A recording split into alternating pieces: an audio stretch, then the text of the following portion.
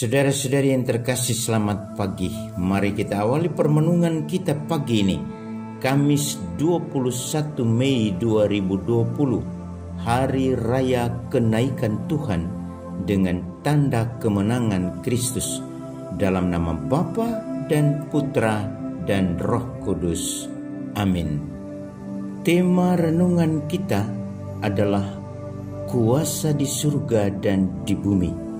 Matius pasal 28 ayat 16 sampai dengan 20. Dalam setiap tradisi ada semacam kebiasaan bagi orang tua kita yang mau meninggal tetapi masih bisa berkomunikasi dengan baik, pasti memberikan petua-petua terakhir, entah itu berhubungan dengan harta warisan atau nasihat-nasihat untuk kebaikan anak cucunya. Dan petua-petua itu seringkali dilihat sebagai sebuah wasiat yang harus dijalankan oleh anak cucunya. Jika tidak, pasti akan ada sanksi yang harus ditanggung.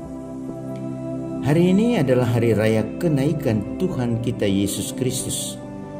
Merayakan kenaikan berarti merayakan dalam tanda petik perpisahan dengannya. Dalam momen perpisahan ini, Yesus memaklumkan bahwa Dia adalah penguasa surga dan bumi. Apakah pemakluman ini hanya sebuah isapan jempol? Tidak, karena memang demikianlah adanya bahwa Yesus adalah penguasa surga dan bumi. Sebagai penguasa, Yesus mengatur segala sesuatu dan menghakimi siapapun tanpa melihat suku dan agamanya.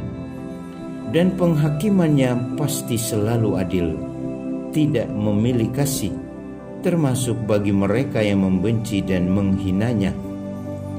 Dalam perpisahan itu juga ada dalam tanda petik wasiat perutusan yang harus diyakini dan dijalani oleh para rasul dan kita semua. Pertama, wasiat tentang pembaptisan.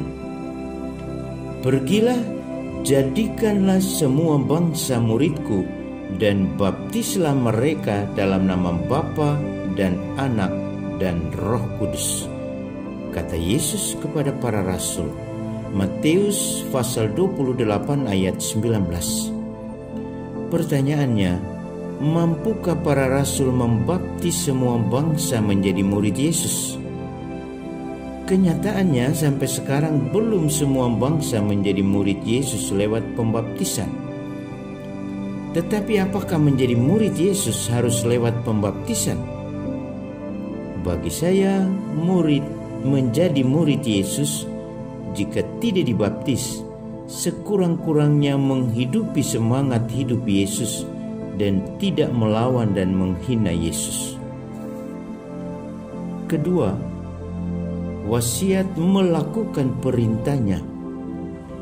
Kata Yesus kepada para rasulnya, ajarlah mereka melakukan segala sesuatu yang telah kuperintahkan kepadamu. Matius pasal 28 ayat 20a. Apa yang diperintahkan Yesus? Kasihilah seorang akan yang lain. Yohanes pasal 15 ayat 17. Berarti orang yang hidup dalam kasih dan melakukan tindakan kasih adalah murid-murid Yesus. Dan kasih yang dimaksud Yesus adalah kasih yang terbuka untuk umum. Kasih yang tidak pernah menjelekan orang lain dan tidak pernah mendendam. Yang ketiga, wasiat tentang penyertaannya. Yesus meninggalkan dunia, tetapi tidak pernah meninggalkan siapa saja yang percaya kepadanya. Katanya kepada para rasul, ketahuilah, aku menyertai kamu sampai kepada akhir zaman. Matius pasal 28 ayat 20b. Penyertaannya sampai akhir zaman. Kapan akhir zaman itu? Jangan mencari jawaban kepada manusia. Sebab saat manusia meramal tentang akhir zaman, dia telah merampas hak prerogatif Tuhan sendiri. Karena Yesus mengatakan bahwa hanya Bapa yang tahu. Bagi kita, cukuplah percaya bahwa Yesus menyertai kita sekarang, di sini, dan sampai kapanpun. Karena Dia adalah penguasa surga dan bumi. Kita bercermin pada Sang Sabda yang mengatakan, "Kepadaku telah diberikan segala kuasa di surga dan di bumi." Matius pasal 28 ayat 18. Saudaraku terkasih, jika kita telah berada di samping Sang Penguasa, jangan pernah ragu untuk tetap berada di sampingnya.